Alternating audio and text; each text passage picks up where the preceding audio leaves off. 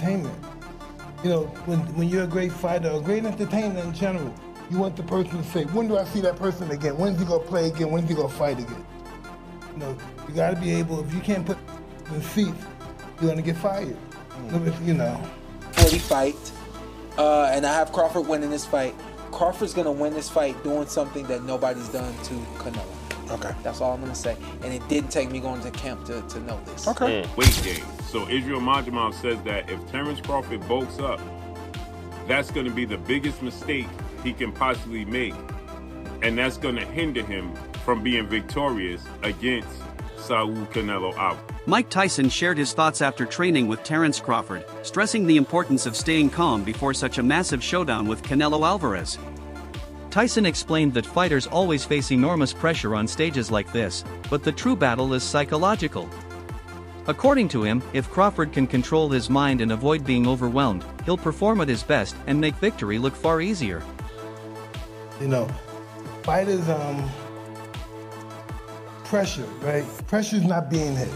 You know, everybody thinks pressure's like getting on stage. No, pressure's the thought of being hit. And that's how they fall. They thought it's going. I'm not hitting that hard, but they think I am. So It's all psychological. Are you, when you're walking to the ring, are you noticing anything, or are you so locked in? I see everything moving. Every person, every girl. Dude, your walk-ins would last longer than the fights sometimes. Do anyone have a napkin on my towels? Because I'm sweating like a pit with one hole up here. You sweat. We will get you one. You sweat. Thank you. Yeah. You're sweating like Charles Barkley at a spelling bee. Yeah, I'm gonna be sweating pretty hard there too. Exactly. So Mike, we all know you hit hard. Who was the first person that when they hit you was like, oh, okay, this guy hits pretty hard?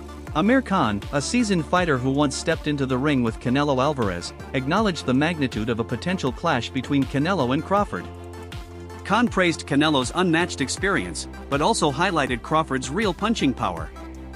With Crawford adding size and adjusting to the new weight, Khan believes he's stronger than ever. He insisted this isn't a one-sided contest, because both fighters bring world-class skill sets. To Khan, it's not just another fight, it's the meeting of two extraordinary talents, where one move can change everything.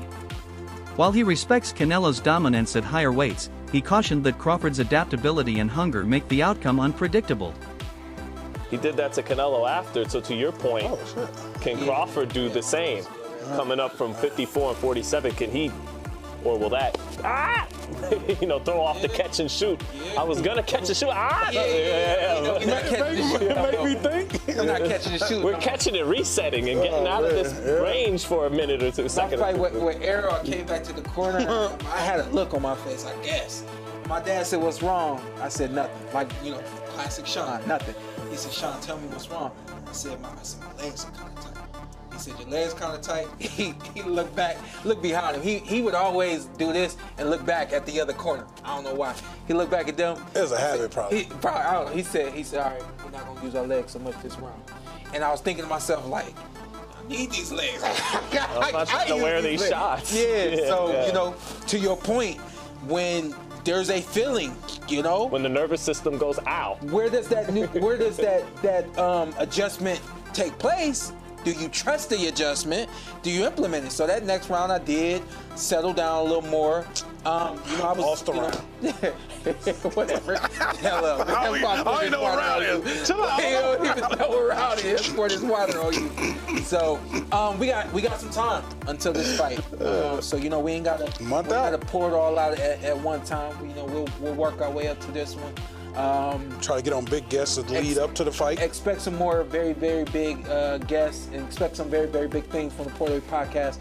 The week of Crawford versus Canelo versus Crawford takes place here. What is that? September 6th? 13th. I was just gonna say, I've been critical of the fight because I felt like it serves as a foreground to the Ali Act stuff. Analysts have raised concerns about Crawford's age and experience in heavier divisions. By the time this fight potentially happens, he'll be 38, an age where speed, reflexes, and recovery inevitably decline. Though Crawford did move up to 154 pounds to defeat Israel Madrimov, many remain unconvinced that one fight proves he's ready to stand toe-to-toe with Canelo. They argue that while Crawford's skills remain razor-sharp, his body may not respond like it once did. For them, this is the ultimate test not only of Crawford's technical brilliance, but also his physical limits and mental toughness. Successful September 13th, Las Vegas, Nevada, Allegiant Stadium, when he takes on another first ballot Hall of Famer, 4-division world champion, 2-time undisputed world champion, and reigning undisputed super middleweight world champion, Mexican superstar boxer Saul Canelo Alvarez, who is 63 wins, 2 losses, 2 draws, 39 wins by way of knockout. Terence Crawford had one fight at 154. That was against Israel Majimov, the WBA junior middleweight world champion, right? And since then, Terence Crawford has moved up now to 168 to challenge Canelo Alvarez, okay? And so prior to that, he spent 5 years at what? Welterweight. So the concern that people have for Terence Crawford, rightfully so, is that Terence Crawford will be 38 years of age 2 weeks after the fight. So he's 37, okay? Terence Crawford has one fight at 154. Prior to that, Terence Crawford has been competing, okay, since 2018 for the last 7 years at 147. Since June of 2018, he's been fighting at 147. His only fight outside of that division in the last 5 to 6 years was his fight against Israel Majimov at 154, which he won, unanimous decision. I thought he handily won, but people thought that he struggled. Israel Majimov is now 10 wins, 2 losses, 1 draw, 7 wins by way of knockout because he lost his last fight to Mexican superstar, WBC junior middleweight interim champion, Virgil Ortiz Jr. Crawford and his team continue to emphasize preparation. They've studied Jermall Charlo's mistakes against Canelo and insist that Crawford is no Charlo. His style, discipline, and ring IQ set him apart. Their strategy focuses on movement, precision, and smart pacing. Brute strength won't beat Canelo, frustrating him with defense and punishing him with counter's might. Crawford's camp has been intense, with conditioning drills and sparring sessions specifically designed to mimic Canelo's power and relentless pressure. Team Crawford just revealed that they're currently working on making sure that the Omaha native doesn't end up like Jermall Charlo this coming September 13th when he faces Canelo Alvarez. Now this report comes from Boxing Scene, wherein it was just revealed by somebody from Crawford's camp that Terence Crawford is, quote, wary of repeating the mistake that former 154-pound champion Jermall Charlo made to a new weight limit without consideration of other factors. Boxing Scene further elaborated by saying that Crawford wants to retain his ability to fight with fluidity, maximizing the effectiveness of his power punches from both hands and ability to fight from a southpaw stance. With that said, Crawford's camp is now on full lockdown from the media or any sort of distraction up until fight week. Now, it's definitely worth considering that while it's Experts have also pointed out the risks of Crawford's weight gain. Moving up divisions often costs fighters their speed and agility. Recently, photos of a bulkier Crawford circulated online, sparking debate. While analysts note that pictures can be misleading, the concern remains, will he keep the quickness that defines his style? Added muscle brings power, but it can also limit endurance and flexibility. At this stage of his career, that trade-off could prove costly. Human. I mean, the more you age, and the more weight you gain, of course you're going to be slower. Now that doesn't mean that he won't be an elite fighter anymore. No, of course not. When you talk about special fighters like Terence Crawford and Canelo Alvarez, they can handle themselves against anyone on any given night in the worst circumstances possible. That is a fact, ladies and gentlemen. So let's get back into the discussion when it comes to Terence Crawford carrying the 168 division, when it comes to the 168 pound weight. So if you actually think about it, Terence Crawford, how is the man looking right now? I know, yes, I know that we have seen the new pictures of Crawford with him looking absolutely massive, but I actually talked about this in one of my previous videos, ladies and gentlemen, which you can go back and check out. Terence Crawford, don't let these pictures fool you, ladies and gentlemen. don't let these pictures fool you. Yes, of course, Terence Crawford gained weight, but the pictures make it seem like Terence Crawford looks like a heavyweight. Let me tell you this, ladies and gentlemen, the lighting and the pump and the angle, everything plays a part in how you look in pictures. You know what I mean? Like, this is a fact, ladies and gentlemen. I can show you 2 pictures of me taken within 24 hours, and in one picture, my physique looks completely different than the other picture. One picture I can take after having a unbelievable workout, with a nice sweat on, with a nice pump, with some nice lighting and a nice angle. I would look completely different than when I look right now or getting out of bed, which I just... Veteran trainer Abel Sanchez, however, dismissed Crawford's chances altogether. He described the matchup as more of a sparring session than a true contest, insisting Crawford is simply too small to compete with Canelo. Sanchez echoed a widespread view that Canelo's natural size, strength, and experience in higher divisions give him a decisive advantage. In his eyes, Crawford may be great, but greatness doesn't erase the realities of physics. Quote, it will be a sparring session for Saul Canelo Alvarez. Coach Abel Sanchez dismissed Crawford's chance against Canelo. And it's really because of the weight gain. Renowned Mexican trainer Abel Sanchez has reignited the hype surrounding Canelo Crawford, scheduled September 13th, Las Vegas. Speaking to the ring, Gennady Golovkin trainer says, quote, Crawford is a great fighter, but that's why weight divisions exist. Canelo has proven that when he moves up, he faces and beats the best in each category. Neither Bivol could hurt him, nor could my fighter in 2 fights. And he's talking about Golovkin.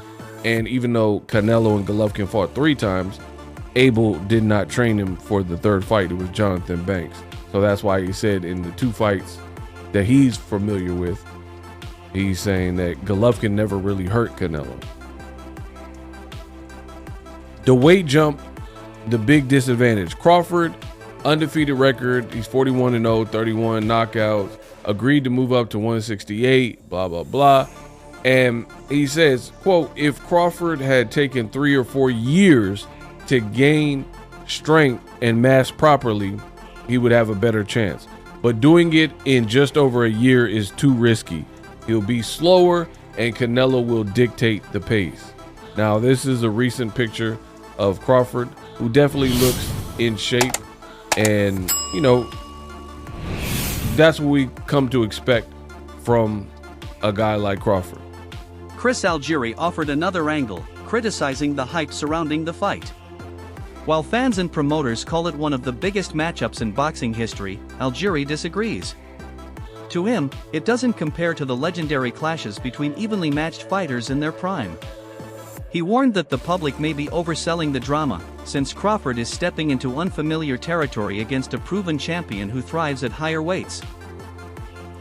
I love it, because I have a lot of casuals who go to me like, man, I can't wait for this fight. This is the best matchup that can be made. And I'm like, no, it's not. Certainly not. Definitely not. Definitely not the best fight that can be made right now. I can think of a dozen fights that I would rather see. And a lot of them include Inoue against a bunch of different guys that I would rather see over this fight. But casual fans don't care that much about 122-pound guys who fight across the world in Japan. They care about big names and characters. But at the end of the day, when you look at this on paper, Crawford's 38, Canelo's 35. Neither looked very impressive in their last fight. They're still 3 weight classes apart. That has not changed, you know, and Crawford hasn't fought in a year plus. And yeah, I mean, there's a lot of poo-pooing of this on paper. So I'm glad somebody said it. So thank you. This guy, he didn't say his name. Yeah, I like this guy. He came out there and just said his piece and left. That's the type of guy that definitely calls in the WFAN here in New York. It's like, we need Boone fired. The Yankees suck. I don't look forward to anything. But, what's up with that bullpen? Yeah, all right, I'm out of here. I'm out. I'll hang up and listen. But yes, like you said, there are a bunch of fights you'd rather see. There are a bunch of fights I'd rather see both these guys in rather than the one we're getting. Like I'd rather see. That's a great way to put it too. Yeah, Boots versus Crawford. I want to see Canelo versus Benavidez, Canelo versus Bivol, Canelo versus anyone at 168 of these top 5 there. What about Virgil and Crawford? I like that fight. That got mentioned at one point. Absolutely. I mean, but fight. this is how boxing works. We'll all be excited on September 13th because it is a big event. We've talked about this numerous times on the show.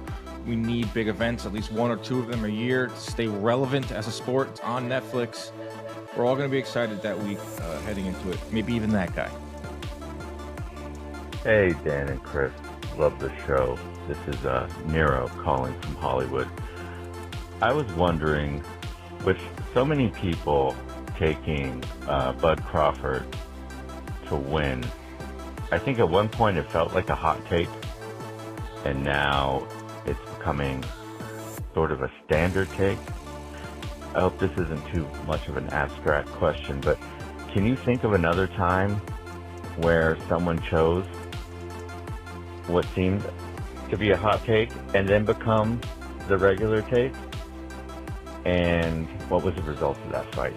Personally, I think it's a bridge too far for Bud Crawford, and I think people are underestimating Canelo, but who knows? Boxing analyst Showbiz The Adult emphasized the disparity in resumes. He argued that none of Crawford's past opponents could realistically compete with the caliber of fighters Canelo has faced.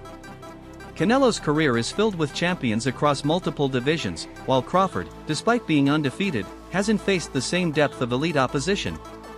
Critics have accused Canelo of handpicking fights, but his defenders argue every opponent he's fought has been world-class in their own right.